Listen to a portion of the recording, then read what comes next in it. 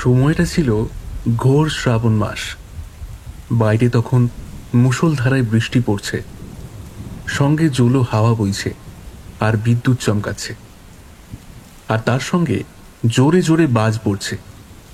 এই ঘোর শ্রাবণ মাসে আমি, আমার বন্ধু কিশোরী আর তারানাথ, আমরা তিনজন মিলে কিশোরীর এক অনেক দিনকার চেনা বন্ধু রাতুলের বাড়িতে মনসা পুজো উপলক্ষে নিমন্ত্রণ খেতে গিয়েছিলাম পুরুলিয়ার তালারি গ্রামে। এখানে বলে রাখি, কিশোরীর বন্ধু রাতুল আমাদের প্রিয় জ্যোতিষমশাই শ্রী তারানাথ চক্রবর্তীর অন্ধভক্ত। কারণ কিশোরীর বন্ধু রাতুল মাঝে মধ্যেই তারানাথের কাছে নিজের ভাগ্য নির্ধারণ করতে আসত। সেই থেকেই রাতুল আর তারানাথের পরিচয়, আর এই পরিচয়টা হলো গত 5 বছর ধরে। আমরা রাতুলের বাড়ি মনসা পুজোর উপলক্ষে পুজোর আগের দিন পৌঁছাই। কলকাতা থেকে পুরুলিয়ার তালারি গ্রাম যেতে 7 ঘন্টা সময় লাগে। আমরা ভোরের ট্রেন ধরে তালারি গ্রাম পৌঁছতে পৌঁছতে বিকেল 3-4 বেজে যায়। আমি, কিশোরী, তারানাথ ও রাতুল আমরা 4 জন সন্ধ্যাবেলা দুতলা বারান্দায় বসে চা আর তেলে ভাজা সহযোগে আড্ডা দিচ্ছি, আর নিচের একতলায় চণ্ডী মণ্ডপে বাড়ির মেয়ে বউরা পুজোর নানা কাজে ব্যস্ত। আমরা 4 জন যখন গল্পের মশগুলে ব্যস্ত, হঠাৎ নিচের চণ্ডী মণ্ডপ থেকে একটা মেয়েলি কণ্ঠের চিৎকার শোনা যায়। এই রাতুল, মৃদুল, তোরা কোথায় আছিস? তাড়াতাড়ি নিচে আয়, দেখ কি সর্বনাশ হলো। নিচ থেকে মেয়েলি কণ্ঠস্বরটা ভেসে আসতেই রাতুল আমাদের সঙ্গে কথা বলা থামিয়ে দিয়ে আমাদের দিকে তাকিয়ে বলল, মা চিৎকার করছে কেন? নির্ঘাত কিছু একটা হয়েছে আবার। এই বলে রাতুল আমাদের সঙ্গে আড্ডা থামিয়ে দিয়ে সঙ্গে সঙ্গে নিচে ছুটে যায়, সঙ্গে আমরা 3 জন। আমি যেই দুতলা সিঁড়ি দিয়ে নিচে চণ্ডী মণ্ডপে যেতে যাব, হঠাৎ আমার মনে হলো আমার পিছন থেকে দীর্ঘ একটা লম্বা কালো ছায়া শুরুত করে যেন বারান্দার ঘুপচি অন্ধকারের মধ্যে মিশে গেল। এরপর আমি ওইদিকে না তাকিয়ে নিচে নেমে এসে দেখি চণ্ডী মণ্ডপের সামনে রাতুলের মা অলকা দেবী হাউ হাউ করে কাঁদছে। মাকে কাঁদতে দেখে রাতুল জিজ্ঞাসা করে, মা, তুমি কাঁদছো কেন? কি হয়েছে? রাতুলের বউ অলকা রাতুলের মায়ের পাশ থেকে বলে ওঠে, যে ফলগুলো তুমি আজ সকালবেলা পুজোর জন্য বাজার থেকে এনেছিলে, সেই ফলগুলো আমি আর মা বালতির জলে ধুয়ে ধুয়ে ঝুড়িতে রাখছিলাম। হঠাৎ একটা আপেল বাজারের ব্যাগ থেকে তুলে যেই জলে ধুতে যাব, দেখি ওই বালতির জলের মধ্যে কতগুলো কুচি কুচি মানুষের পোড়া হাড় গোড় পড়ে, আর ওই পোড়া হাড় গোড় গুলো থেকে কি বিশ্রী গন্ধ বেরোচ্ছিল জানো? কই দেখি, বালতি জলের মধ্যে কেমন মানুষের পোড়া হাড়গোড় পড়ে দেখি। এই কথা বলতে বলতে রাতুল আর আমরা 3 জন বালতির জলের দিকে তাকাতেই দেখি সত্যি সত্যি বালতির জলে পোড়া পোড়া মানুষের হাড়গোড় পড়ে। বালতি জলে পোড়া পোড়া মানুষের হাড়গোড় দেখে তারানাথ চমকে উঠে রাতুল আর রাতুলের বউ অলকাকে বলে, এ কি, এই বালতি জলে পোড়া পোড়া মানুষের হাড়গোড়গুলো এলো কি করে?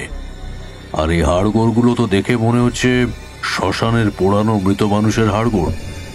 রাতুলের মা মৃন্ময় দেবী আর অলকা ফুঁপিয়ে ফুঁপিয়ে কাঁদতে কাঁদতে বলে ওঠে, জানি না ঠাকুর মশাই, হঠাৎ করে তাকিয়ে দেখি বালতির জলে ওইগুলো ভাসছে। আর জানেন ঠাকুর মশাই, কিংসুকের বিয়ের পর থেকেই না বাড়িতে এইসব অদ্ভুত অদ্ভুত ভৌতিক কাণ্ড কারখানা শুরু হয়েছে। কিংসুকের বিয়ের পর থেকে বাড়িতে ভৌতিক কাণ্ড কারখানা শুরু হয়েছে মানে? ঠিক বুঝলাম না। পাশ থেকে রাতুল বলে ওঠে, ঠাকুরমশাই, বিগত 1-1.5 বছর ধরে বাড়িতে নানান ধরনের প্রতিনিয়ত ভৌতিক অলৌকিক ঘটনা ঘটে চলেছে, যা আমাদের বাড়ির লোকেদের কাছে আজও কোনো ব্যাখ্যা নেই। তোমাদের বাড়িতে গত 1-1.5 বছর ধরে কি কি এমন ভৌতিক অলৌকিক ঘটনা ঘটেছে যার তোমরা আজও ব্যাখ্যা খুঁজে পাওনি?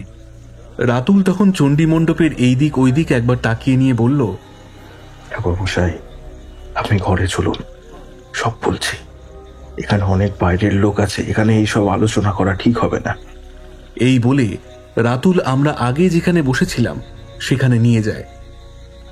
আমার আবার সিঁড়ি দিয়ে উঠতে উঠতে মনে হলো আমাকে কেউ যেন আড়াল থেকে লক্ষ্য করছে, কিন্তু কে লক্ষ্য করছে আমি ঠিক বুঝতে পারলাম না।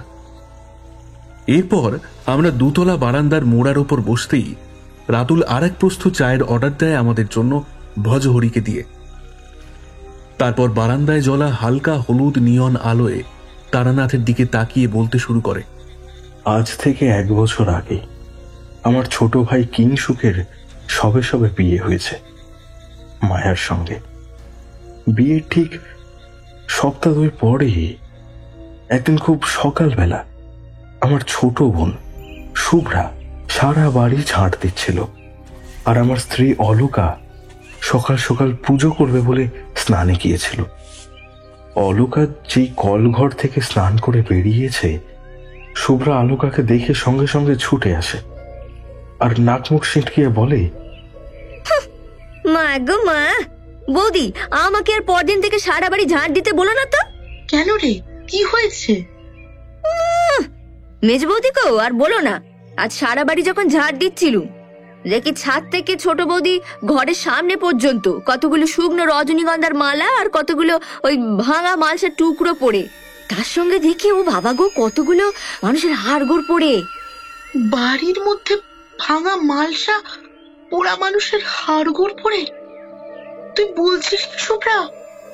আহা, তোমার যদি আমার কথা বিশ্বাস না হয় মেজ বৌদি, তাহলে ছাদে গিয়ে একবার দেখবে চলো। এই বলে শুভ্রা অলোকাকে নিয়ে ছাদে যায়, আর ছাদে যেতেই অলোকা দেখে কি ছাদের একপাশে সত্যি সত্যি জড়ো করে রাখা আছে কতগুলো শুকনো রজনীগন্ধার মালা, ভাঙা মালসা আর কতগুলো পোড়া পোড়া মানুষের হাড়গোড় ইত্যাদি জিনিসপত্র। অলোকা এইসব দেখে শুভ্রা দিকে তাকিয়ে বলে, এ মা, এইসব জিনিসপত্র এইগুলো এলো কি করে শুভ্রা? এগুলো দেখে মনে হচ্ছে তো শ্মশানের জিনিস। এরপর আমি ঘুম থেকে উঠতেই অলোকা আমাকে চা দিতে এসে ওর আর শুভ্রার ওই ছাদের কিছুক্ষণ আগে দেখা ওই জিনিসগুলোর কথা বলতেই আমি বলি ওকে, দেখে গিয়ে কোনো কাকপক্ষিতে হয়তো এইসব কাজ করেছে। এরপর প্রায় প্রতিদিন সকাল হতেই শুভ্রা সারা বাড়ি ঝাঁট দিতে দিতে চিৎকার করে বলতো, এই রজনীগন্ধার মালা, ভাঙা মালসা, পোড়া মানুষের হাড়গোড় কোথা থেকে আসছে বাড়ির ভেতরে? শুভ্রার চিৎকার শুনে আমরা বাড়ির লোকেরা ছুটে গিয়ে দেখতাম সত্যি সত্যি বাড়ির সারা উঠোন জুড়ে আর সারা ছাদ জুড়ে রজনীগন্ধার মালা, ভাঙা মালসা আর পোড়া পোড়া মানুষের হাড়গোড় পড়ে রয়েছে। বাড়ির ভিতরে নিত্যদিন এইসব কাণ্ড কারখানার মধ্যে দিয়ে আমার দাদার ছেলে তার মেয়ে ঋতুর অন্নপ্রাশনের দিন চলে এলো। এই ঋতুর অন্নপ্রাশনের দিন বাড়িতে আরেকটা অদ্ভুত ঘটনা ঘটে যায়।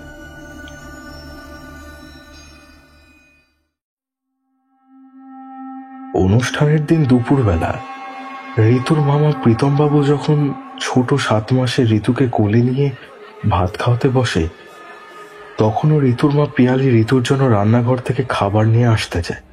পিয়ালি রান্নাঘরে যাওয়ার কিছুক্ষণ পরেই রান্নাঘর থেকে পিয়ালির চিৎকার শোনা যায়, কে কোথায় আছো? তাড়াতাড়ি এসে দেখে যাও, ঋতুর খাবারের থালার মধ্যে কি সব রেখে দিয়েছে। কে কোথায় আছো? পিয়ালির চিৎকার শুনে আমরা বাড়ির সকলে রান্নাঘরে ছুটে গিয়ে দেখি যে ঋতুর মামা বাড়ি থেকে যে কাঁসার অন্নপ্রাশনের জন্য থালা দেওয়া হয়েছিল, ঋতুর খাওয়ার জন্য সেই থালায় খাবারের ভাতের উপর আস্ত একটা পোড়া কঙ্কালের মুন্ডু রাখা। আর কঙ্কালের মুন্ডুটা দেখেই বোঝা যাচ্ছে যে এটা একটা ছেলের মাথা, আর মনে হচ্ছে সদ্য মাথাটাকে পোড়ানো হয়েছে। এই দৃশ্য দেখে আমার বড় বৌদি ভয় পেয়ে আমার বড়দাকে জড়িয়ে ধরে বলে, সেখানে এই মুন্ডুটা এলো কিভাবে? পিয়ালি তখন রীতিমতো ভয়ে সেঁটিয়ে গিয়েছে। সে কাঁপতে কাঁপতে বলল,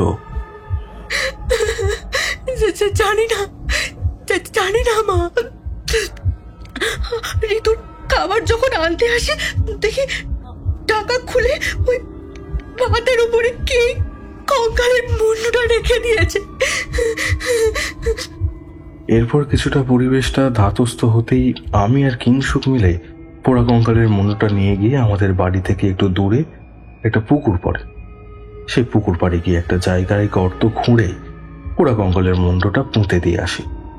তারপর পিয়ালি ঋতুর জন্য পুনরায় আবার রান্না করে নিয়ে যাই।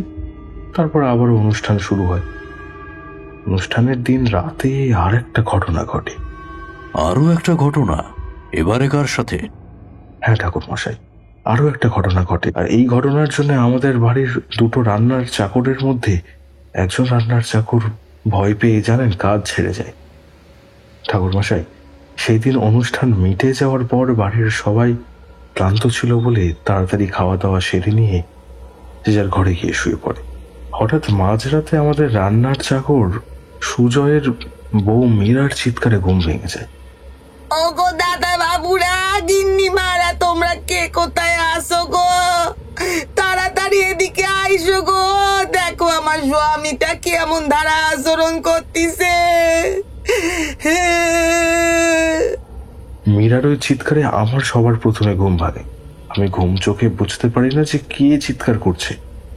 এরপর অলকাকে ডাকি আর ডেকে জিজ্ঞাসা করি, এটা মীরার গলা না? হ্যাঁ গো, এটা সুজয়ের বউ মীরার গলা। কিন্তু এত রাতে মীরা এইভাবে চিৎকার করছে কেন বলো তো? জানি না, চলো তো নিচে গিয়ে দেখি ওদের কোনো বিপদ হলো কিনা। এই বলে আমি আর অলকা নিচে নেমে বাড়ির পিছনের ওই চাকরদের মহলের সামনে যেতেই দেখি বড়দা, বড় বৌদি, ওদের ছেলে অনন্ত আর কিংসুক আর মায়া দাঁড়িয়ে আছে, আর সুজয়ের বউ মীরা উঠোনে হাত পা ছড়িয়ে বসে। সুজয়কে ওর কোলের ওপরে মাথা রেখে আরো স্তরে চিৎকার করছে, আর সুজয় অজ্ঞান হয়ে মীরার কোলে শুয়ে রয়েছে। দেখো ভাই, আমার স্বামীর কি হলো গো? এই মীরা, তুই রাত দুপুরে ওইভাবে চিৎকার করছিস কেন রে? কি হয়েছে? ও মেজো দাদা বাবু, দেখেন না আমার স্বামী হঠাৎ করে অজ্ঞান হইয়া গেছে গো। কেন, কি হয়েছে? ওর কি শরীর খারাপ হয়েছে? কে জানে মেজো দাদা বাবু, আমি তো ঠিক জানি না। ও তো শরীর খারাপের কথাও আজ পর্যন্ত আমায় বলেনি গো।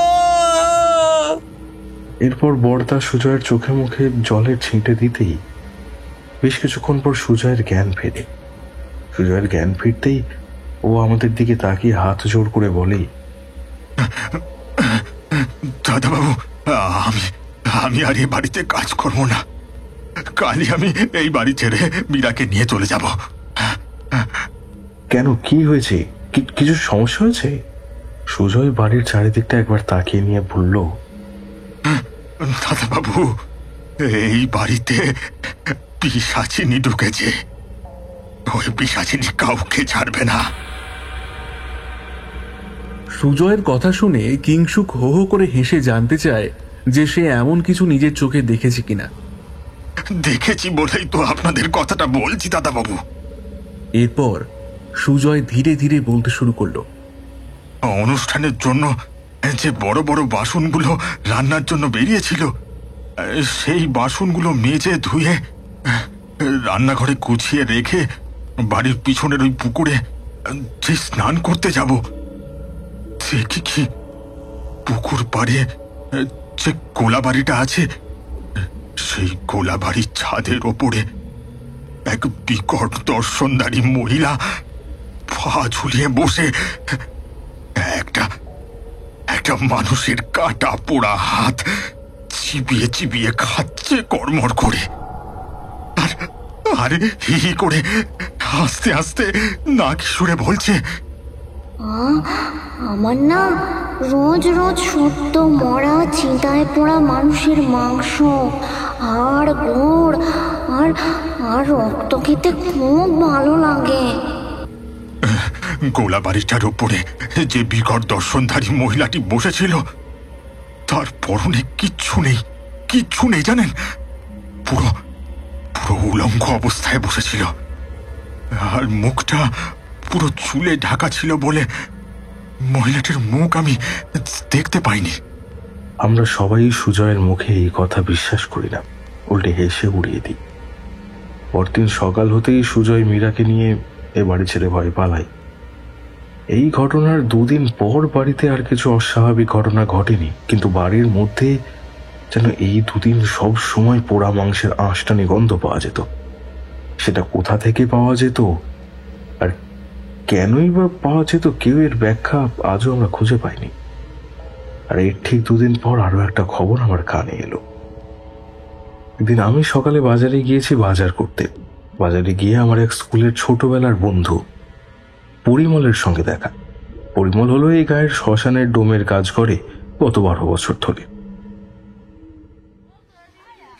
পরিমলের সঙ্গে বাজারে দেখা হওয়ার পর দুটো ভালো মন্দ কথার পর পরিমল আমায় বলল, জানিস রাতুল, বিগত 2 সপ্তাহ ধরে এই পুরুলিয়ার তাল্লারি গ্রামের শ্মশানে প্রায় রোজ দিনই একটা না একটা অদ্ভুত ঘটনা ঘটছে।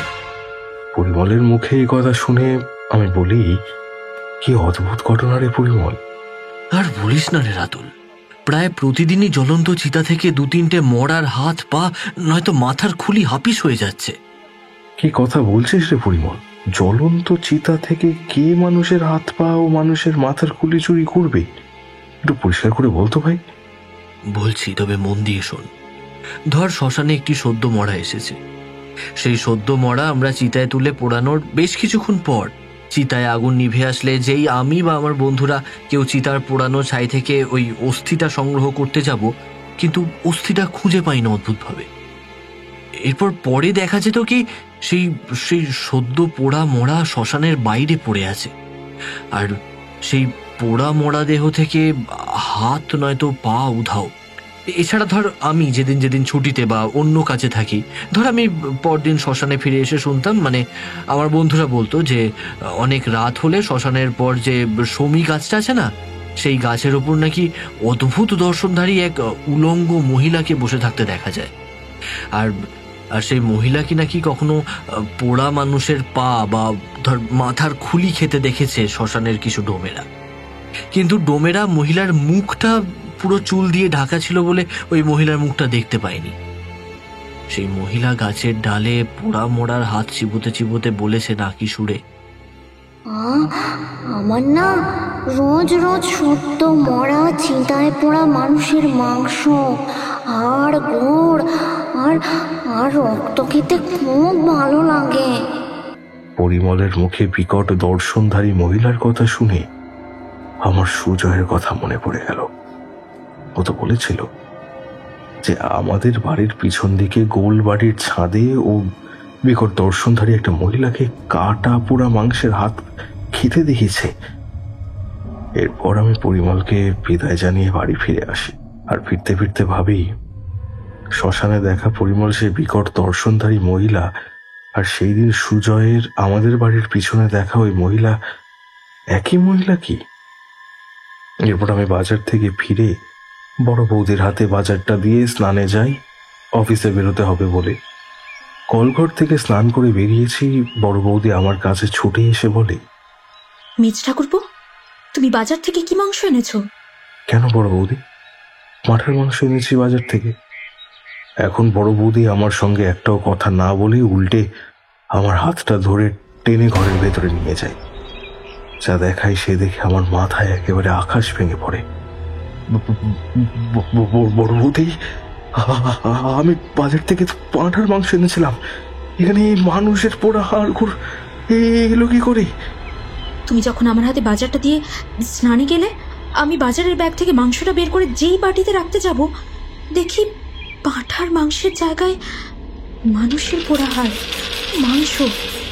এরপর আবারও সেই দিন কানুকে দিয়ে বাজার থেকে মাংস আনাতে পাঠানো হলো। এই ঘটনার পর দিন রাতে আরো একটা মর্মান্তিক ঘটনা ঘটে যায়, যা আমাদের মনে চিরদিন দাগ কেটে গিয়েছে। আর ঘটনাটা ঘটে পিয়ালির মেয়ে ঋতুর সঙ্গে।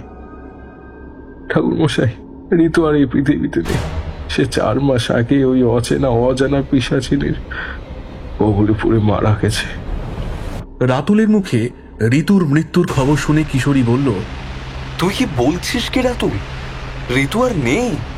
কি হয়েছিল কি ওর সঙ্গে? রাতুল বলতে শুরু করলো, সময়টা ছিল চৈত্র মাস, আর ঘটনাটা ঘটে নীল ষষ্ঠীর দিন। বড় বৌদি পিয়ালি অলোকা শিবের মাথায় জল ঢালবে বলে সারাদিন উপোস থাকবে।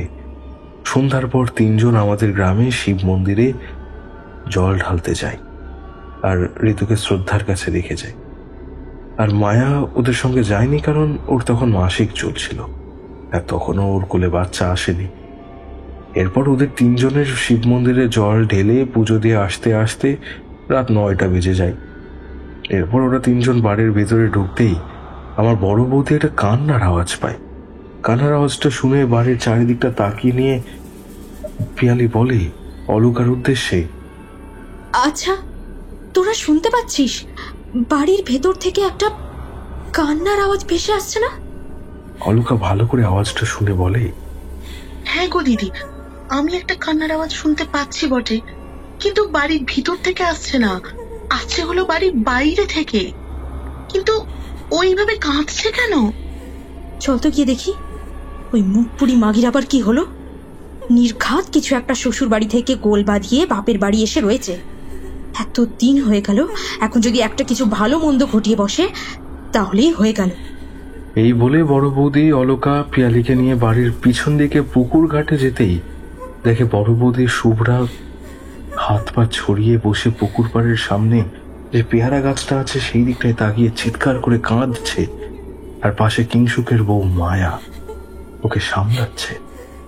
শুভ্রাকে ওইভাবে চিৎকার করে কাঁদতে দেখে বড় বৌদি গিয়ে জিজ্ঞাসা করে, এই মুখপুরি মেয়ে, ওভাবে চিৎকার করে কাঁদছিস কেন? শুভ্রা তখন কিছু না বলে শুধু পেয়ারা গাছের দিকে হাতের ইশারায় কি যেন একটা দেখায়।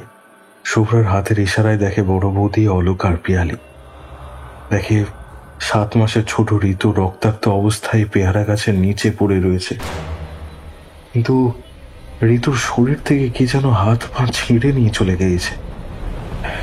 ঋতুর এই অবস্থা দেখে পিয়ালি ওইখানে জ্ঞান হারায়। এরপর শুভ্রা কদিন পর একটু ধাতস্থ হয়েই বড় বৌদিকে জিজ্ঞাসা করে, আচ্ছা শুভ্রা, সেদিন ঠিক কি হয়েছিল? ঋতুকে ঠিক কে মারলো?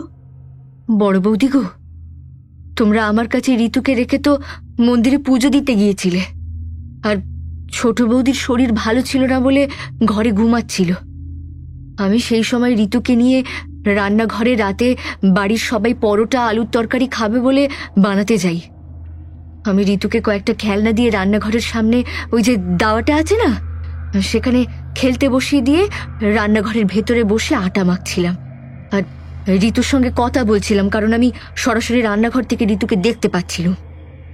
এরপর আটাটা মেখে আমি উনুনে আলুর তরকারিটা বসিয়ে যেই পেছনে ফিরি, দেখি ঋতুর সঙ্গে কথা বলতে যাব, এমন সময় দেখি ঋতু হামাগুড়ি দিয়ে বাড়ির কোথাও গেছে। এরপর আমি রান্নাঘর থেকে বেরিয়ে ঋতুকে সারা বাড়ি খুঁজে বেরোই, কিন্তু বাড়ির কোথাও আমি ঋতুকে খুঁজে পাই না। এরপর আমার কি মনে হতে বাড়ির পেছনের দিকে যেতেই দেখি পুকুরের পাড়ের সামনে পেয়ারা গাছে একটা বিকট দর্শনধারী উলঙ্গ মহিলা পেয়ারা গাছের ডালে পা ঝুলিয়ে বসে আছে, আর ঋতুর দেহ থেকে হাতটা ছিঁড়ে নিয়ে কোচমচ করে চিবিয়ে চিবিয়ে খাচ্ছে, আর কি সব যেন বলছে এই করে হাসতে হাসতে। আমার না রোজ রোজ সদ্য মরা চিন্তায় পোড়া মানুষের মাংস আর গোড় আর রক্ত খেতে খুব ভালো লাগে।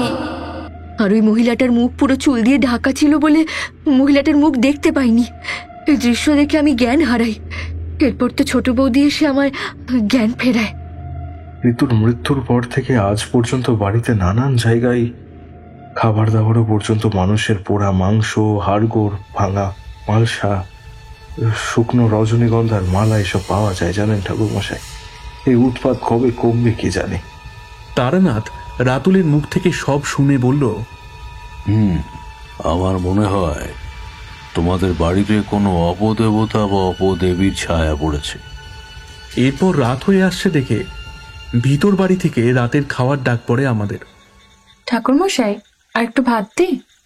একটা অচেনা মেয়েলি মিষ্টি কণ্ঠ ভেসে আসতেই তারানাথ মাথা তুলে তাকায় আর দেখে তার সামনে ভাতের হাঁড়ি নিয়ে বছর 30-32 এক কম বয়সী অচেনা মহিলা দাঁড়িয়ে আছে, আর মিষ্টিভাবে তারানাথের দিকে তাকিয়ে হাসছে। তারানাথ অচেনা মহিলাটিকে দেখে বলে, হ্যাঁ দাও আরো একটু ভাত।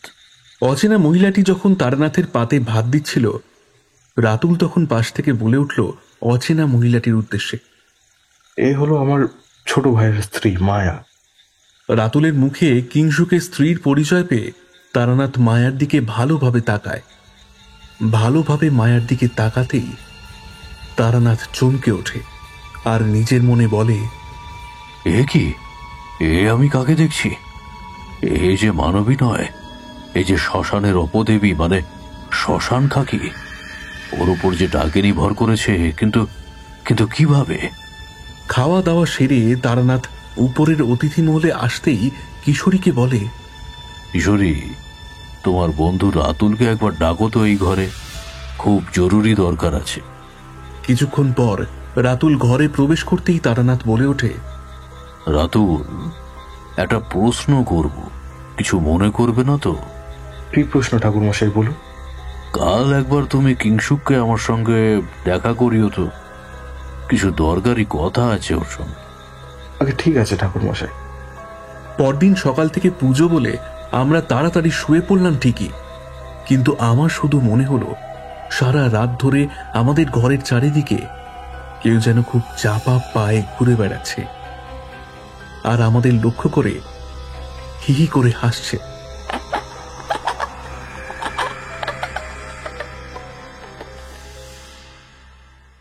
পরদিন সকালে, বলুন ঠাকুরমশাই, আপনি আমাকে ডেকে পাঠিয়েছেন? বাবা কিংশুক, আমি তোমাকে এখন মায়ার বিষয়ে কয়েকটা প্রশ্ন করব, তুমি কিছু মনে করবে না তো? তারানাথের মুখে মায়ার নাম শুনে কিংশুক বেশ বিরক্ত গম্ভীর কণ্ঠে বলে, হ্যাঁ, কি প্রশ্ন বলুন। আচ্ছা, তোমার আর মায়ার প্রথম দেখা কোথায় হয়েছিল? ওই তো, আমি বর্ধমানে গুপ্তিপাড়ার একটা গ্রামে স্কুলে পড়াতাম আর একটা বাড়িতে ভাড়া থাকতাম। আর যে বাড়িতে ভাড়া থাকতাম সেই বাড়ির মেয়ে ছিল মায়া। ওর বাবা ওই গ্রামের মোড়ল। মায়ের বাবার নাম সৌমিত্রনাথ সেন। দীর্ঘদিন সৌমিত্রবাবুর বাড়িতে ভাড়া থাকতে থাকতে মায়াকে পছন্দ হয় এবং আমার সঙ্গে বিয়ে দেন। বেশ, আচ্ছা, তোমরা সদ্য বিয়ের পর কখনো ভুল করে শ্মশানে ঘুরতে গেছো? তারানাথের এই প্রশ্ন শুনে কিংশুক কিছুক্ষণ চুপ থেকে বলল, হ্যাঁ, একবার গিয়েছিলাম ওদের ওই গুপ্তিপাড়ার গ্রামের শ্মশানে ঘুরতে। তাও মায়া আমাকে জোর করে নিয়ে গেছিল, কারণ ওদের ওই গুপ্তিপাড়ার শ্মশানে নাকি জাগ্রত এক মাসান ঠাকুরের মন্দির আছে। ওই মন্দিরে ঠাকুরের কাছে যে যা মনস্কামনা বা ইচ্ছের কথা বলে, তাদের সেই মনস্কামনা আর ইচ্ছে পূরণ করে মাসান ঠাকুর। কিংশুকের মুখে মায়ার এই কাণ্ড শুনে তারানাথ মাথায় হাত দিয়ে বলে, হায় কপাল, এ কি কাণ্ড বাঁধিয়েছে মায়া! সদ্য বিয়ের পর কেউ শ্মশানে যায় নাকি? এতে যে অমঙ্গল হয়। নতুন বউয়ের এবং শ্মশানে দীর্ঘদিন বাস করা যে কোনো অপদেবী বা অপদেবতা যে নতুন বউ তার পিছু নেয়, আর মায়ার শরীরের ভিতরে অপদেবী বা শ্মশানকাকি প্রবেশ করেছে এই কারণেই এখন। আপনি কি বলছেন কি ঠাকুরমশাই? মায়ার শরীরে অপদেবী বা শ্মশান কাকি প্রবেশ করেছে? হ্যাঁ কিংশুক, মায়ার শরীরের মধ্যে শ্মশান খাকি প্রবেশ করেছে। ওকে এখন শ্মশান খাকির নজর থেকে বাঁচাতে পারবো কিনা জানি না, কারণ শ্মশান খাকি যে ব্যক্তির দেহে প্রবেশ করে তাকে সে ছাড়ে না, সে ব্যক্তিকে তার সঙ্গে করে সে নিয়ে যায়। তারানাথের মুখে শ্মশান খাকি নামটা শুনে কিংশুকের পাশে বসে থাকা রাতুল প্রশ্ন করল, ঠাকুরমশাই, শ্মশান খাকি সম্পর্কে কিছু বলুন না। শ্মশান খাকি হলো গিয়ে শ্মশানে দীর্ঘদিন ধরে বাস করা কোনো অপদেবতা বা অপদেবী, ধরো ডাকিনী, যোগিনী বা হাকিনী। এই অপদেবী একবার কোনো ব্যক্তির দেহে যদি প্রবেশ করে তাহলে তার মৃত্যু ঘনিয়ে আসবে খুব শীঘ্রই। এই শ্মশান খাকিরা আর শ্মশানের অপদেবীরা খুব সাংঘাতিক হয়ে যায়। যার দেহে প্রবেশ করে তার তো ক্ষতি করে, তার সঙ্গে সেই ব্যক্তির পরিবারের যে কোনো লোকের ক্ষতি করতে পারে। যেমন তোমাদের পরিবারে ঋতুকে ওই শ্মশান খাকির কবলে পড়ে মরতে হয়েছে। আর যারা ধরো ওই অপঘাতে মারা যায়, তাদের দেহ যদি শ্মশানে নিয়ে এসে পোড়ানো হয়, সেই সব অপঘাতে মারা যাওয়া মানুষেরা শ্মশান খাকিতে পরিণত হয় এবং এই শ্মশান খাকিরা শ্মশানের সদ্য পোড়া মরার দেহের যে কোনো অংশ খায়, যেমন মরার মাথার খুলি, হাত পা ইত্যাদি ইত্যাদি। এইসব জিনিস না খেয়ে ওরা থাকতে পারে না। তারানাথের মুখে শ্মশান কাকির কথা শুনে কিংসুক ফুঁপিয়ে ফুঁপিয়ে কাঁদতে কাঁদতে তারানাথের পায়ে পড়ে বলতে থাকে, ঠাকুরমশাই, আমাকে ক্ষমা করে দিন। আমি না জেনে বুঝে আপনাকে অপমান করেছি। আর ঠাকুরমশাই, আপনাকে আরও একটা কথা বলার আছে মায়ার বিষয়। আমি এই কথাটা বাড়ির সবার কাছ থেকে লুকিয়ে গিয়েছিলাম। বলো বাবা, কি কথা? জানেন ঠাকুরমশাই, বিয়ের পর থেকে প্রতিদিন রাতে আমি আর ও যখন পাশাপাশি ঘুমোতাম, মাঝরাতে হঠাৎ আমার ঘুমটা ভেঙে গেলে ওকে আমার পাশে দেখতাম না প্রায় দিনই। আমি প্রথম প্রথম ভাবতাম কল ঘরে গেছে হয়তো, বা জল খেতে। কিন্তু হঠাৎ একদিন মাঝরাতে ঘুম ভেঙে যায় আর দেখি মায়া আমার পাশে নেই। এরপর কি মনে হতে ওকে আমি বাড়ির কোথায় আছে খুঁজতে বেরোই, কিন্তু দেখি রান্নাঘর আর কল ঘরে মায়া নেই। আমি তখন ভাবি মায়া গেল কোথায়। এরপর আমি ওকে ছাদে খুঁজতে যাই। দোতলা সিঁড়ি দিয়ে উঠে যেই ছাদে যেতে যাব, দেখি কি ছাদের কার্নিশের ওপর একটা বিকট দর্শনধারী মহিলা পা ঝুলিয়ে বসে আছে, আর ওর হাতে ধরা একটা পোড়া মানুষের বড় মাথার খুলি। সেই মানুষের পোড়া মাথার খুলিটা হাতে ধরে কচমচ করে চিবিয়ে চিবিয়ে খাচ্ছে, আর হি হি হি করে হেসে নাকি সুরে বলছে, আমার না রোজ রোজ সত্য মরা চিন্তায় পোড়া মানুষের মাংস আর গোড় আর আর রক্ত খেতে খুব ভালো লাগে। আমি এই দৃশ্য দেখে খুব ভয় পেয়ে যাই। আর মহিলাটির মুখটা পুরো চুল দিয়ে ঢাকা ছিল, তাই জন্যে আমি মহিলাটির মুখ দেখতে পাইনি। কিন্তু ভালো করে মহিলাটির চেহারা দেখার জন্য আমি চুপি চুপি এক পা দুপা এগোতেই থমকে দাঁড়িয়ে পড়ি, আর দেখি চাঁদের হালকা হলুদ নরম আলোয় মহিলাটি আর কেউ নয়, স্বয়ং আমার স্ত্রী মায়া।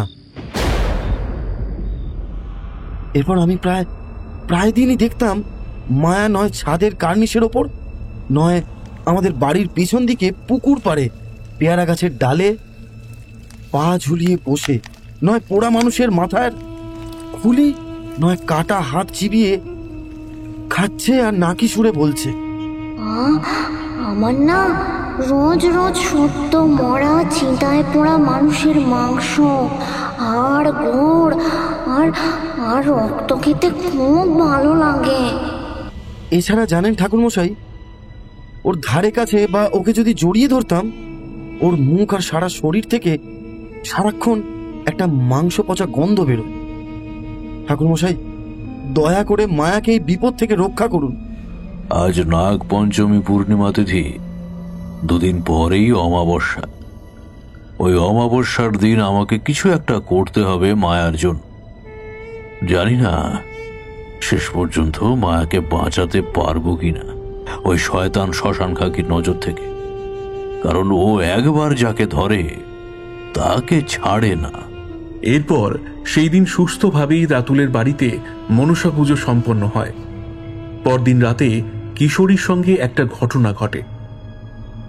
রাতের খাওয়া দাওয়া সেরে কিশোরী রাতুলদের বাড়ির ছাদে গিয়ে সিগারেট খাচ্ছিল, আর আমি, রাতুলবাবু, কিংসুকবাবু ও তারানাথ মায়াকে শ্মশান কাকির কবল থেকে কিভাবে উদ্ধার করা যায় সেই সব আলোচনা করছি।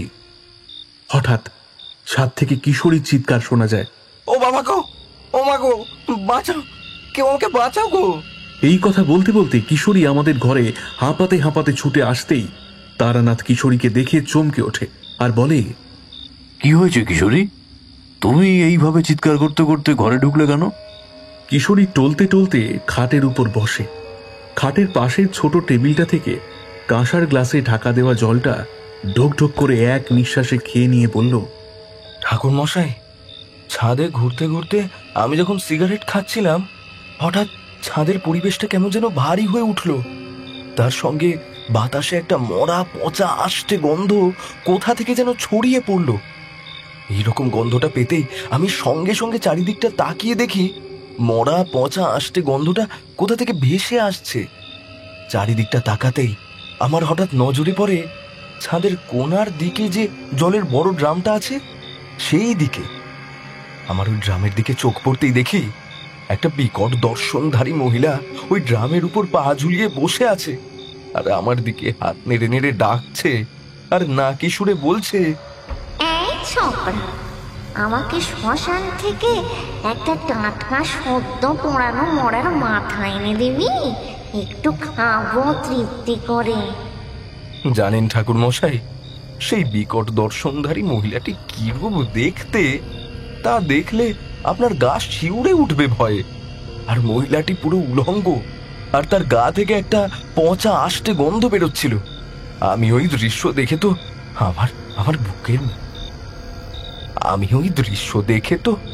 আমার বুকটা ছ্যাঁত করে ওঠে, আর আমি ভয়ে পালিয়ে আসি ওইখান থেকে।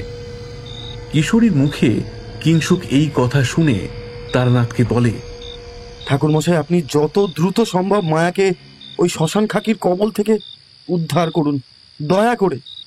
শোনো, কাল অমাবস্যা, কাল আমি তালারি গ্রামের শ্মশানে একটা শ্মশান কালীর পুজো করব, ছোট করে। তাই কাল রাত 12টা নাগাদ তুমি মায়াকে স্নান করিয়ে শুদ্ধ বস্ত্রে ওই শ্মশানে আনবে, ঠিক আছে? কারণ আজ আমি সকালবেলা শ্মশানে গিয়ে ঘুরে দেখে এসেছি, ওই শ্মশানে একটা ছোট কালী মন্দির আছে। আজ্ঞে ঠাকুরমশাই।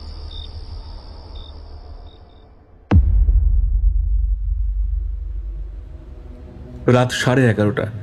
পুরুলিয়ার ছোট তালারি গ্রাম পুরো নিস্তব্ধ, অন্ধকার, চুপচাপ। সারা গ্রামের রাস্তায় একটাও জনমানব নেই। শুধু সরু পথের দুধারে কয়লা বা কেরোসিনের হলুদ বাতি স্তম্ভ চলছে। আর শ্রাবণ মাস বলে মাঝে মাঝে টুকটুক করে বৃষ্টি পড়ছে, আর ওইদিকে তালারি গ্রামের শ্মশানে 2-4টে চিতা জ্বলছে। আবার শ্মশানে কোনো কোনো ডোম চিতা সাজাচ্ছে। আর একটু দূরে শোনা যাচ্ছে এক ভারিকি গলায় 1 বছর 55-56 বছরের পুরুষের মন্ত্র উচ্চারণের শব্দ। ও মঞ্জনাত্রিণী ভাং দেবীং শ্মশানালয় বাসিনীম রক্ত নেত্রাং মুক্ত কৈশিং শুষ্ক মাংস সাথী ভৈরবম পিঙ্গাক্ষী বাম হস্তেন মধ্যপূর্ণং কপালগম। এই মন্ত্র উচ্চারণের সঙ্গে সঙ্গে যজ্ঞবেদীর সামনে মাটির ছোট ছোট মালসার প্লেটের মধ্যে সাজানো ঘি, মধু, কালো সর্ষে, কালো তিল যজ্ঞের আগুনে আহুতি দিতে থাকে। তারই সঙ্গে পাশে বসা একটা রোগা, ফর্সা, ছিমছাম চেহারা দেখতে একটা বউয়ের গায়ে ছুঁড়ে ছুঁড়ে মারতে থাকে, আর বউটা মাঝে মাঝে কেঁপে ওঠে। এইভাবে বেশ কিছুক্ষণ ধরে তারানাথ যজ্ঞ করার পর আমার, কিশোরী, রাতুল, কিংসুক আর তারানাথের সামনে একটা ঘটনা ঘটল। সেটা হলো, যজ্ঞ চলাকালীন মায়া হঠাৎ বিকট চিৎকার করে ওঠে, আর আমরা 5 জন তাকিয়ে দেখি যে মায়ার জায়গায় মায়া নেই। ওর জায়গায় কালো বিকট দর্শনধারী এক উলঙ্গ মহিলা দাঁড়িয়ে আছে, এবং মহিলাটি উলঙ্গ থাকার জন্য তার 2 স্তনজোড়া আর গোপনাঙ্গ স্পষ্ট বোঝা যাচ্ছে। সঙ্গে ওই মহিলার শরীর থেকে পচা আষ্টে দুর্গন্ধ চারিদিকে ছড়িয়ে পড়ছে। এই বিকট গন্ধের জন্য আমাদের প্রাণ যাওয়ার জোগাড়। আর বিকট দর্শনধারী মহিলাটির রূপ দেখে মনে হচ্ছিল স্বয়ং মা চণ্ডী বা মা শ্মশানকালী আমাদের সামনে দাঁড়িয়ে আছে। এইসব কাণ্ড যখন হচ্ছিল তখন চারিদিকে ঝোড়ো হাওয়া, আর তার সঙ্গে আমাদের মাথার উপর কাক, চিল আর বাদুড় চক্রাকারে ঘুরছিল আর খুব বিশ্রীভাবে ডাকছিল। কোথা থেকে একদল নরকঙ্কাল এসে আমাদের চারিদিকে ঘুরে ঘুরে নৃত্য করছিল আর হাসছিল। শ্মশানের চারপাশের পরিবেশ দেখে আমাদের বুকে রক্ত হিম হয়ে যাওয়ার জোগাড়। আর এইসব দৃশ্য দেখে তো কিশোরী রীতিমতো জ্ঞান হারিয়ে আমার কোলে পড়েই গেছে। এরপর আমরা দেখলাম তারানাথ সেই কালো বিকট দর্শনধারী উলঙ্গ মহিলার দিকে গম্ভীর কণ্ঠে তাকিয়ে বলে উঠলেন, এই তুই কে? তোর পরিচয় বল। বিকট দর্শনধারী উলঙ্গ মহিলাটি হা হা করে হাসতে হাসতে উত্তর দিল,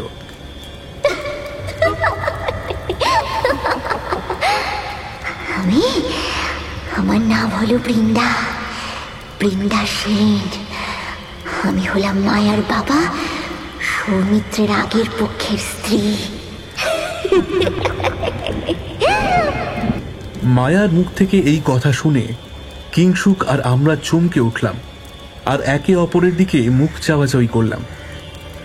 তারানাথ আবার প্রশ্ন করল সেই বিকট দর্শনধারী মহিলাটিকে, তা তুই মায়ের দেহে প্রবেশ করেছিস কেন? ও তোর কি ক্ষতি করেছিল? মায়া মায়া আমার কেন ক্ষতি করবে? করেছিল শয়তান হারামি বাপটা। ওই শয়তান আমাকে খুন করেছিল বিষ খাইয়ে। কেন? কি জন্য তোকে সৌমিত্র খুন করলো? আজ থেকে 30 বছর আগে আমার আর সৌমিত্রের বিয়ে হওয়ার কথা ছিল। বিয়ের 1 বছর ঘুরতে না ঘুরতেই সৌমিত্রর মা কমলা দেবী রোজ রোজ দিন রাত আমার বাচ্চা হচ্ছে না দেখে কথা শোনাতো। এরপর বছরের পর বছর বাচ্চা হচ্ছে না দেখে মা আর ছেলে মিলে আমাকে দোষ দিত। ওকে আবার বিয়ে দেবে বলে ওর মা একদিন আমার খাবারের সুযোগ বুঝে বেশ বসিয়ে দেয় এবং আমাকে মেরে ফেলে। তারপর মা আর ছেলে মিলে আমার দেহটাকে পুকুরে ডুবিয়ে দেয়। আর এর বেশ কদিন পর আমার দেহটা পুকুরের জলে ভেসে ওঠে এবং পাড়ার সবাই আর গ্রামের কিছু লোক জিজ্ঞাসা করে যে, অসৌমিত্রর মা, তোমার বৌমা বৃন্দা আত্মহত্যা করলো কেন? হ্যাঁ, কি হয়েছে? আর বলো না তোমরা, দীর্ঘদিন ধরে বৌমার বাচ্চা হচ্ছে না বলে বৌমা দুঃখে আত্মহত্যা করলো ওই পুকুরের জলে ডুবে। এরপর আমার দেহটাকে পুকুরের জল থেকে উদ্ধার করে গুপ্তপাড়ার গ্রামের শ্মশানে দাহ করা হয়। গ্রামের লোক ঘোরা করেও টের পায় না যে আমাকে আমার স্বামী আর শাশুড়ি দুজনে মিলে খুন করেছে। আমি মারা যাওয়ার 3 মাসের মধ্যে সৌমিত্র আবার বিয়ে করে আমাদেরই গ্রামের একটা মেয়েকে, ওর নাম জয়ন্তী। এরপর 1 বছর যেতে না যেতেই জয়ন্তীর কোল আলো করে মায়ার জন্ম হয়। এরপর মায়ার বিয়ে হয়। বিয়ের পর ওর স্বামীকে নিয়ে গুপ্তবাড়ির গ্রামের শ্মশানে যায় মাসান ঠাকুর দর্শন করতে। আর ওর চুলটা ছাড়া ছিল বলেই তো আমি ওর শরীরে প্রবেশ করতে পেরেছি খুব সহজে।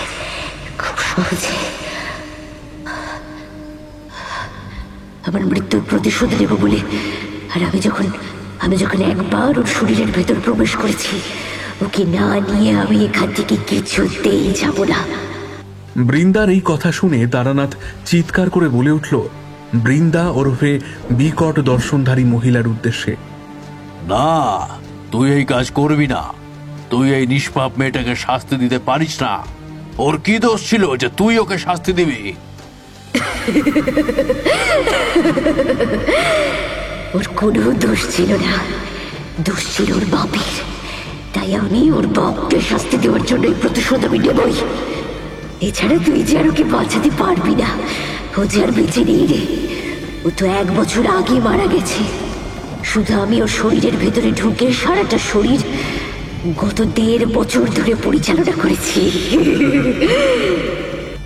বৃন্দা ওরফে বিকট দর্শনধারী মহিলাটির মুখ থেকে এই কথা শুনে কিংসুক আর আমাদের মাথায় আকাশ ভেঙে পড়ল। কিংসুক কাঁদতে কাঁদতে বলল, তাহলে আমি এতদিন ধরে একটা মৃত মানুষের সঙ্গে সহবাস করেছি। মায়া, তুমি কোথায় তুমি? এই কথা বলতে বলতে কিংসুক খুব কাঁদতে থাকে। এরপর বিকট দর্শনধারী মহিলাটি তারানাথের উদ্দেশ্যে বলল বেশ শান্ত ধীর কণ্ঠে, ঠাকুর মশাই, আমার মৃত্যুর প্রতিশোধ নেওয়া হয়ে গেছে, আমি আসছি এবার। এই বলে বিকট দর্শনধারী মহিলাটি ধীরে ধীরে মায়ায় পরিণত হতেই মায়া ধপ করে উল্টে মাটিতে পড়ে যেতে সবাই দেখে মায়া আর মানুষ নেই। তার জায়গায় একটা পচা কালো দেখতে একটা মানুষের মতো দেখতে কঙ্কাল পড়ে আছে। তার গায়ের চামড়া অর্ধেক উঠে গেছে। এরপর আমরা সবাই মিলে সেই পচা নরকঙ্কালটা নিয়ে গিয়ে চিতার আগুনে দাহ করি। পরদিন রাতুলদের বাড়ি থেকে বিদায় নেওয়ার সময় কিংসুকের হাত ধরে তারানাথ বলল, শোনো বাবা, আমি এখানে তোমার স্ত্রীর জন্য কিছুই করতে পারলাম না। বাস্তবটাকে দয়া করে মেনে নাও।